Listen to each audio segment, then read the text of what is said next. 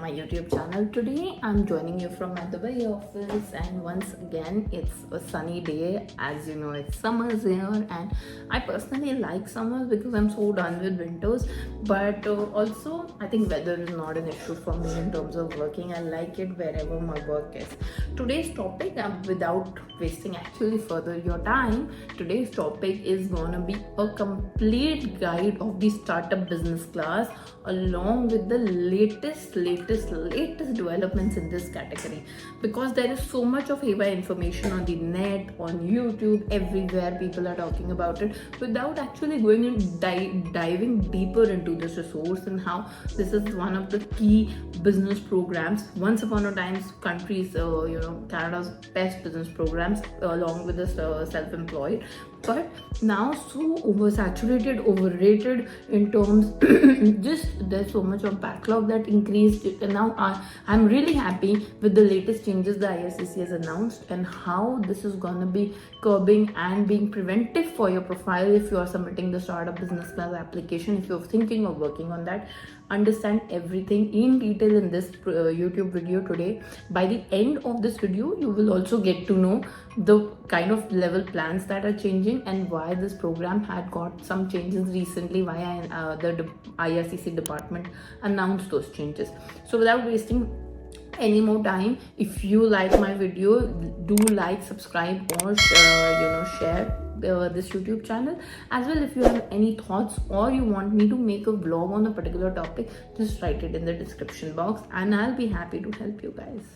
Now let's go deeper into understanding the goals of this program. What was exactly the goal, the kind of the whole intention of this program when IRCC came up with this program? So there are three primary attractions of this program. First is to foster innovation in Canada. Now Canada wants to be the new Silicon Valley, and believe me, a lot of tech startups are happening in Canada. A lot of business is going to Canada, specifically from the US, also because of easy immigration policies and other benefits that the government is offering to startups. The second is to attract investments. Wherever there is startup, there's gonna be investments. There's gonna be a user base that is going to use it. There's gonna be investors wanting to support that startup, right? And the third is to support the economic growth. When somebody works, like there are so many examples in Canada, when a startup works, it hires a lot of Canadians, permanent residents, and just generating that cycle of attracting people, promoting the economy, and it's so beneficial. Like even the smallest of startup can give some kind of push to the economic growth, and this is one of the key goal with which IRCC developed this program back in 2013. Over the years, in 2017, this program became a permanent program of startup business class, and it became one of the most attractive business program immigrations Canada in terms of the whole world's different countries business immigration programs in comparison to that. So it was one of the key programs that people were looking forward to. Even UK had its own startup business innovator visa, so there were different things, but Canada was offering direct permanent residency and is still doing that. But because of that, on the other hand, what also happened is that the number of applications that were admitted in this program were way beyond the level plans that was planned. It was never planned in such a way, the program intake process was never planned in such a way that it would cross the number of applications it could actually cater to. So for example, the IRCC had limit of say about 1,000 applications per year. In the same year in 2022, it received 13,000 applications. Now even they say that why we made the changes is also because next 6 years even if we start processing the files, we are so full with both the type of applications. So that is one of the reasons that level changes plan came, and this program got some kind of modification which was much needed, and I'm really happy about it. I reiterate, if done rightly, this program is one of the best immigration programs for business people and also for innovators and startup people or people with any kind of work experience who are looking to start their business in Canada. The second is the very important thing that I want to discuss. Besides, everybody knows that what is the basic eligibility of this program, right? You might be knowing that you need 75,000 from angel investor, you need to be admitted in business incubator, or 200,000 funding from a VC. These are basic eligibility. Besides that, the CLB5 in English, and also the proof of fund. Besides the investment proof of fund, the proof of fund that you need as per permanent residency guidelines of the SUV. Now, everything you can prove, all these three things, yet people face refusal. And what is the reason for that? There is something called the substantiative evaluation. Now, in that substantiative evaluation, the officer can take everything for reverse. He can say, okay, you fulfill all the criteria, but I still have the discretion to reject your file based on me not being satisfied about this all requirements being met, especially the proof of funds. Sometimes, so many times I've seen clients coming to ask for a judicial review in terms of challenging the decision to the federal court, where the proof of fund was given by the client, but the officer thought that it is not debt free. Somewhere or the other, after the bank transactions and all, the officer thought that this is not a debt free amount kept in client's account. So this is one of the key things, and the officer has the discretion. We'll go into more details, we'll delve into more details of why sometimes files are rejected, even besides having everything on place. Now, first, before understanding the rejection, why there is a rejection, let's understand when does approval come. Approval comes with 4 basic criteria that the officer is going to look into, and this is not given anywhere. This is the legitimate, legislation intent. So this you will not find usually, but you will only find because of the experience that we have over the period of doing startup visa applications, sometimes challenging them in the federal court, sometimes just reading in the industry. Just being in the industry helps, right? One is the active and ongoing management. So if you get the letter of support and after that if there's no active and ongoing management, refusal is high. Second is an essential part of the business should be inside Canada. If it's a business which is going to start in Canada, you are attracting Canadians, you are going to pitch your venture in Canada, then you should have a major part of the operations, or maybe physical lease, premises, everything should be inside Canada of that particular startup. The third is that the incorporation of the business not anywhere across the globe would work. You need to be incorporated inside Canada. Fourth is that you comply with the prescribed voting share that you should have as a founding member in the startup, that is 10%. You can have more, for example, if there are 2 people in the group, can be 50-50, but minimum is 10% voting share that you need of the startup, right? Now, I wouldn't call it a rejection, but I would give it a different term called artificial transaction. This transaction means that you became only a part of the startup to become a PR, and this is IRCC actually terming it as an artificial transaction. And how IRCC is catching it is given through precedents. So precedents means some case laws that have happened, reach federal court in the past, and the court has helped certain things, and obviously the case has been open for open public resource. First is, let's say in 2019 there was a case called Yang versus Canada, and that there were 2 important developments that happened first time in startup visa. And first was that the officer thought that there was a lack of due diligence as well as research, market research, that is business plan of the Canadian market. The startup was opening in Canada, so obviously your research need to have an analysis of the Canadian market, the standards that are going to be applicable in Canada. So that was not there, and when the officer asked for some evidence, there was no evidence showing any traction, showing any work in progress, showing anything related to the startup. So that is when they called on this term as artificial transaction, wherein Mr. Yang was only trying to get permanent residency via the startup business class, and this my friends is a big red flag. The second case was Kwan versus Canada. So even if you make some progress, even if you make some progress and you have a trail of that progress in terms of your startup business plus program, if you've taken a work permit and you've worked on that work permit, you've made something, that entire progress report is a factor that the court will consider, or the officer will consider, and this will be a proof of your intention to actually do the business in Canada. So this is a good thing, this is a good case, this is a positive case, wherein if you have the progress report, that means you're already working on it, you're working towards the goal.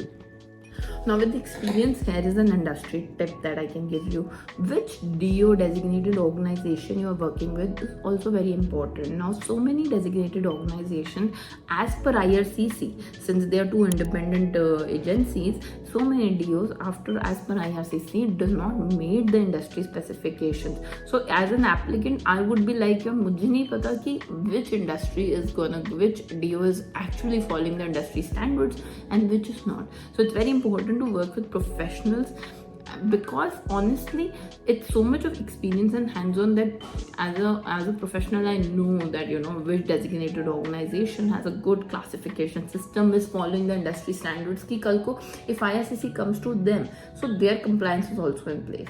Now that's very important, which was not happening, and that is why from 31 designated organizations in 2020 in 2013, we have now gone up to 82 in the last year. So that's the major difference. Now you've cleared all the stages in terms of IRCC's officer's assessment about you and your active management. Here comes another thing. The officer thinks that the business is not going to benefit the Canadian standard. Now officer will not decide this on their own. There is a process called because the officers are human, right? They're not supposed to know everything. So there is a process called the peer review process. Usually the peer review, the panel that will sit on it will be an independent body working on startups and will be related to the industry and will have some kind of experience. Peer review will be a process internal to IRCC. The officers will have this.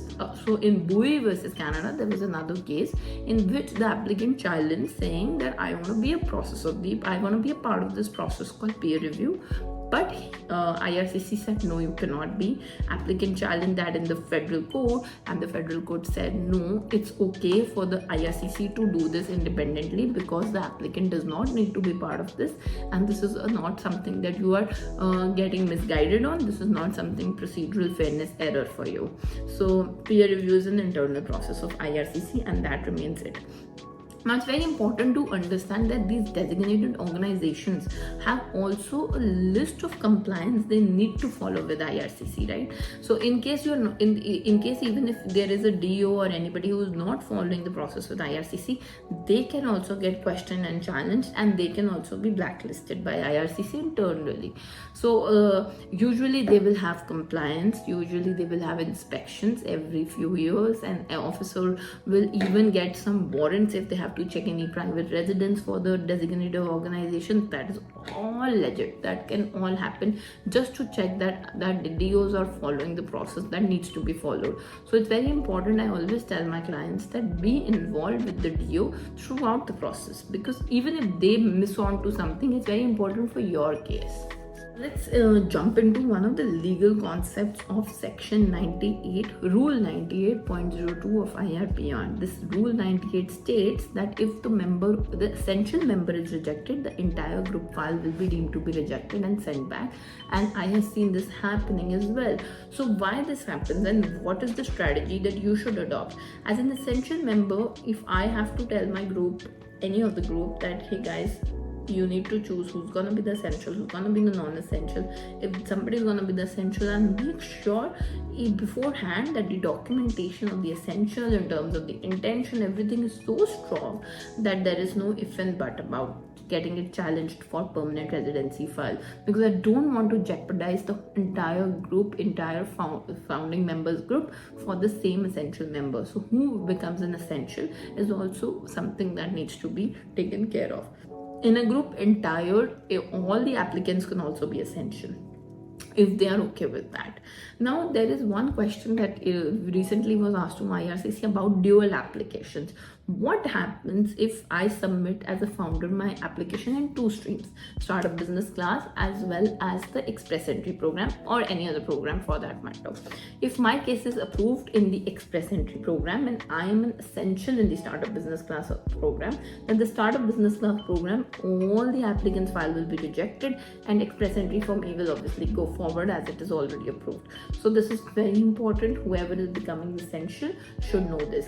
In case this person is non-essential and has got approval of express entry or any other program for IRCC, this person and the entire group needs to redivide the shares, send a new commitment certificate along with the new documents, new shareholding documents, etc. To IRCC via web form. Very important. Okay, so this is a process that you call reclassification of shareholding. This needs to be done by the team itself. Now, coming to the best topic of this whole thing is startup business class work permits, and how do they work, what are the criteria, what is the recent case law on that, and in this video I will also cover that topic, right? So for the startup business class, the LMI exemption code is A77 now. There have been number of exemption codes in the past, but A77 is now the final one. In A77, they are going to look at few things, as you can see it on the screen. The A77 will look into your, if you are essential, the designated entity in the commitment certificate has said that you're essential, if you have the LICO, that is you meet the LICO, that is the proof of funds besides the investment, if you have all other things that you show that you are just coming for a temporary stay, because a work permit is a TRV, not a PR, and all these other points. But very interestingly, startup business class work permits have also high refusals. Now in 2023, there was a case called Magami versus Canada, actually. In Magami versus Canada, Justice Fothergill was actually the judge on the file, and he said that it is not for IRCC to believe that the designated organization has given some urgent reasons and to believe those reasons. It is on the applicant to show the urgency of coming to Canada for this particular startup and what are the activities that the applicant is going to be doing. So this is a very recent case law, and this case law is very important in terms of SUV work permit. So if you are already preparing an application, have the essentials of this application in your submission letter. It's just so helpful about everything about this case. Go through this course. Link is in the description box. So keeping the holistic picture of this holistic picture, the level changes plan, the announcement that was from 1st May onwards, from this 1st May 2024 onwards, that there is going to be a capping, is just to control the intake. The intake was so blanket that IRCC was not at all equipped for so many number of files, including they were not equipped for the number of designated organizations that became designated via help of NACO and the Canadian Innovation Tech Center. So they were not equipped. IRCC was not equipped. There were about 31 designated organizations when they started, and they jumped to 74, and recently another 13 were added. So just imagine the kind of problematic picture IRCC was facing. So you have to see the lens from IRCC's lens as well, because this whole process, they have some ministerial instructions to them. They have a cap of processing business class applications, and that is why there was a huge backlog. There is a huge backlog, but now they have independent SUV units, which is going to be followed. In all, this is the grunt of SUV that I just gave, and this is my detailed analysis reports and everything that I study here, and my notes, everything is here. So yes, if you do have any questions, put it out in the comment section. Be careful with your applications. Be actively involved with your applications. Do not leave it, just give money and leave it to the other person. Be an active member of your entire foundation.